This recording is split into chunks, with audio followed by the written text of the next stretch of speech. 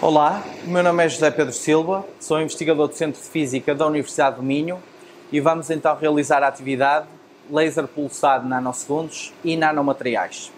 Para isso, encontro-me no Laboratório de Filmes Finos 2 do Centro de Física da Universidade do Minho e vou começar por vos apresentar o equipamento.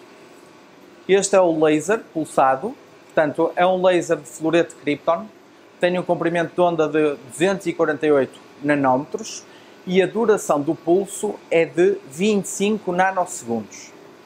Portanto, o laser sai por aqui. Depois temos aqui um conjunto de espelhos e lentes que nos permitem direcionar e focar o nosso laser para o nosso alvo, que se encontra dentro da câmara.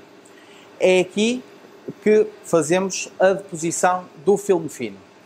O filme fino, para ter uma elevada qualidade, é necessário que previamente coloquemos a câmara em alto vácuo. Para isso, utilizamos uma bomba de vácuo primário, que se encontra aqui em baixo,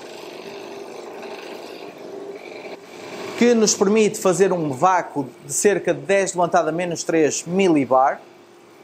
E depois, a posteriori, ligamos também uma bomba turbomolecular que nos permite, nas condições que nós aqui temos, atingir um vácuo de 10 elevado a menos 6 millibar.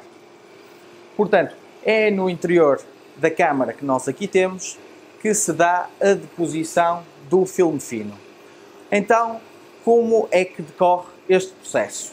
Portanto, temos o feixe de radiação laser, que faz este percurso, entra na câmara, incide no nosso alvo, portanto, temos a interação da radiação laser com o nosso material, com o nosso alvo que tem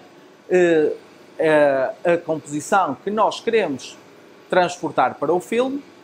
Portanto, nesse momento, quando se dá a interação do feixe laser com o alvo, temos a evaporação do material, onde injetamos átomos, íons, partículas de grandes e pequenas dimensões. De seguida, temos então o transporte do material do alvo, ou seja, o que acontece é que se cria uma pluma de gás com partículas altamente energéticas, onde são transportadas então os átomos, os íons que constituem o alvo. Estas partículas depois vão se depositar numa superfície, que será o nosso substrato, onde então temos a deposição do filme e o seu crescimento. Portanto, o processo de fabrico do filme divide-se em 3 etapas. Temos então a interação da radiação laser com o material do alvo, onde é evaporado o material, sendo injetadas partículas de grandes e pequenas dimensões, átomos e íons. Depois, temos então o transporte do material do alvo, onde é criada uma pluma de plasma, onde são transportadas as nossas partículas injetadas do alvo. Em seguida, temos então a deposição do material numa superfície, neste caso no substrato, onde irá ser então depositado o material e o filme irá crescer com a espessura que nós quisermos. Para a deposição do filme fino e também para a utilização deste laser, é essencial utilizarmos estes óculos de proteção, uma vez que o laser é bastante energético. Estamos agora em condições de iniciar a experiência, portanto, temos uma temperatura de cerca de 150 graus Celsius no substrato e temos uma pressão no interior da câmara de cerca de 10 elevado a menos 6 millibares. Portanto, é importante ter alto vácuo no interior da câmara para conseguirmos fazer um filme fino sem contaminações. Portanto, vamos agora introduzir o oxigênio no interior da câmara, por isso nós fazemos a deposição do filme de óxido de zinco com oxigênio no interior da câmara, por isso a pressão irá subir. Para isso, o primeiro passo será desligar as bombas de vácuo. Vou começar por desligar a bomba turbomolecular. Vou então agora abrir a garrafa de gás de oxigênio que se encontra aqui. Portanto,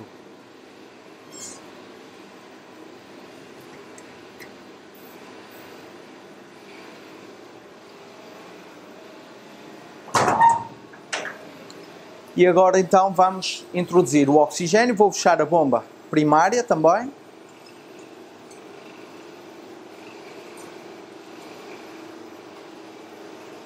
E vamos agora introduzir o oxigênio na câmara através desta válvula. E podemos ver que a pressão começa a subir.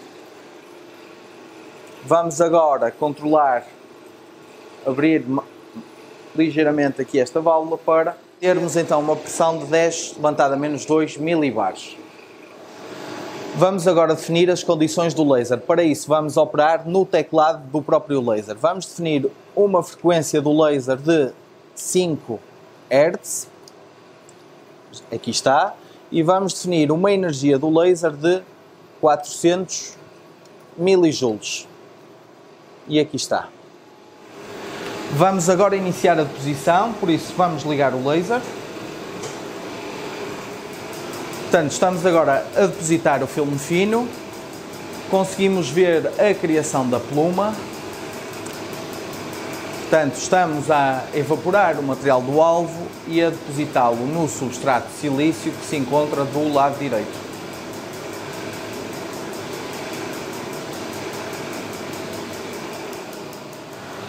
Já depositamos o filme fino, vamos agora abrir a câmara para retirá-lo.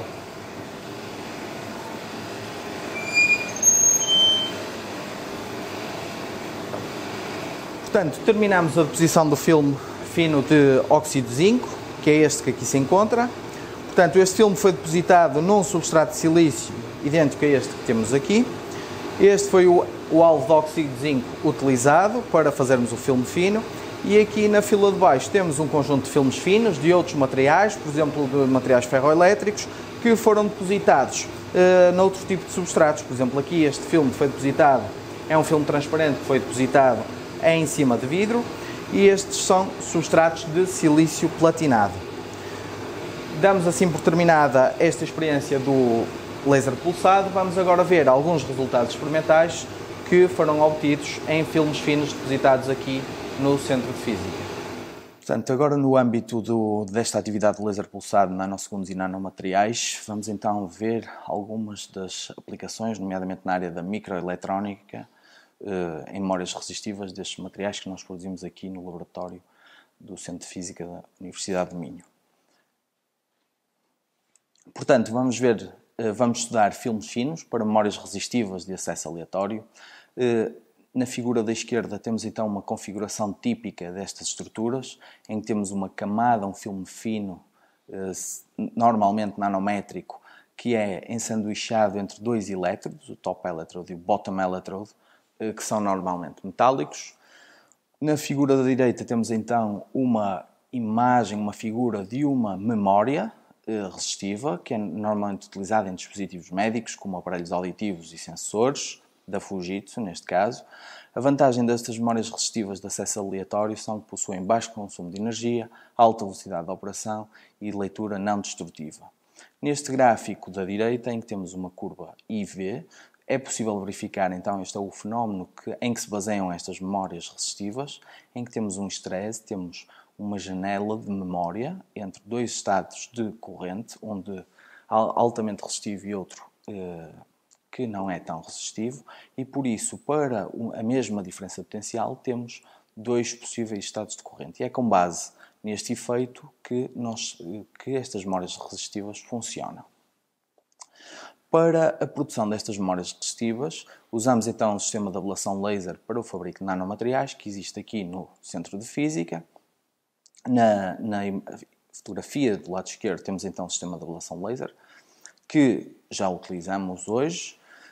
E do lado direito temos então uma representação esquemática da câmara onde se dá a ablação laser. Ou seja, temos um feixe incidente que entra na câmara, este feixe é focado através de uma lente, este feixe vai então incidir num alvo, que vai então arrancar o material do alvo, vai-se formar então uma pluma e depois que levará à deposição do filme no substrato. Temos então aqui também uma fotografia da própria pluma, que é bastante semelhante àquela que vocês já viram na deposição que fizemos. Portanto, neste estudo o que nós fizemos foi estudar a comutação resistiva em dois tipos de amostras. Temos aqui do lado direito a representação esquemática destas duas amostras produzidas, em que temos um substrato de STO dopado com nióbio, um filme ferroelétrico de BCZT e depois elétrodos de ouro, e na outra amostra, onde introduzimos uma camada adicional de óxido de zinco, que foi o material que utilizamos hoje para fazer o filme fino. Na tabela do lado esquerdo temos então as condições experimentais utilizadas para o fabrico destas duas camadas, do BCZT e do ZNO. Depois de fazermos esta deposição no sistema de ablação laser, com o laser pulsado, fomos então caracterizar as nossas amostras. Primeiro fizemos microscopia eletrónica de transmissão. Estas medidas foram feitas na Roménia. A microscopia eletrónica de transmissão permite-nos então identificar as multicamadas à nanoescala. Portanto, os filmes que nós produzimos têm cerca de 150 nanómetros e por isso temos que utilizar uma técnica que nos permita ver estas camadas. E neste sentido, a microscopia eletrónica de transmissão é uma técnica que nos permite visualizar estas camadas. Para além disso, permite também identificar a presença de todos os elementos químicos nas diferentes camadas, como é possível ver aqui nesta figura. Ou seja, na figura do lado esquerdo temos o filme de BCZT. Depois é feito, naquele retângulo que está marcado a verde, é feito um mapeamento químico dos elementos e do lado direito, com as diferentes cores, temos então os diferentes elementos, o oxigênio, o cálcio, o titânio, o estrôncio, o zircónio, o bário, e depois temos então uma sobreposição do estrôncio com o bário, onde é possível ver que não temos difusão entre as camadas. Na figura do lado direito temos então o filme em que colocamos o óxido de zinco por cima do BCZT. Novamente, fizemos um mapeamento químico dos elementos nas duas camadas. Estudamos também a cristalinidade das amostras, vemos que elas são cristalinas, e também as interfaces. Nas duas figuras de baixo é possível estudar as interfaces, portanto, e é possível verificar que elas têm um contraste muito bem definido. Portanto, a microscopia eletrónica de transmissão permite-nos então estudar e verificar a existência das diferentes camadas na amostra. De seguida fizemos microscopia de força atómica. A microscopia de força atómica permite-nos ver, por exemplo, o tamanho de grão, como é que são os grãos que constituem a nossa amostra, e também estimar a rugosidade do filme. Ou seja, perceber se ele é muito rugoso ou não. Neste caso, foi possível ver que o filme de BCZT, para além de possuir um tamanho de grão de cerca de 40 nanómetros, tem uma rugosidade média até inferior a 1 nanómetro. Ou seja, é um filme muito pouco rugoso. No caso do óxido de zinco depositado por cima do BCZT, podemos dizer que a rugosidade praticamente mantém-se, neste caso é igual a 1,1 nanómetros, por isso continuamos a ter um filme muito pouco rugoso. Para além disso, fizemos difração de raio-x. O que é que nos permite ver a difração de raio-x? Que os nossos filmes são cristalinos e que também temos um crescimento epitaxial dos filmes de BCZT e óxido de zinco nos substratos de titanato de estrôncio dopado com nióbio. De seguida, fomos então avaliar a comutação resistiva nestas duas amostras. Do lado esquerdo temos então a curva corrente de diferença de potencial para a amostra apenas para o filme fino de BCZT, e do lado direito temos então a curva IV para a heteroestrutura correspondente ao filme fino de BCZT com a camada de óxido de zinco por cima. O que é possível verificar é que ambas as amostras apresentam a comutação resistiva, ou seja, ambas as amostras podiam ser utilizadas como memórias. No entanto, a amostra em que temos a heteroestrutura, ou seja, onde temos o óxido de zinco depositado por cima do BCZT, a razão da comutação resistiva é aumentada 500 vezes. Ou seja, esta amostra é mais promissora para ser utilizada como memória resistiva. Depois de estudarmos as duas amostras, fomos estudar para a amostra que apresenta uma performance superior a sua estabilidade, ou seja, fomos repetir esta medida IV cerca de 100 vezes.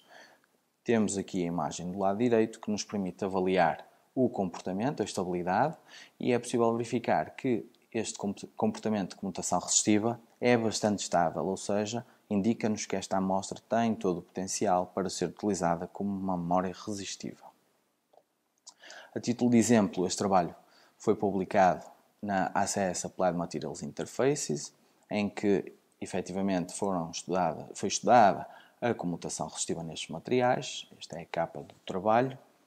E por isso, em jeito de conclusão, o que nós podemos concluir é que a introdução de um filme fino de óxido de zinco permite melhorar a resposta de comutação resistiva de um filme fino ferroelétrico de BCZT.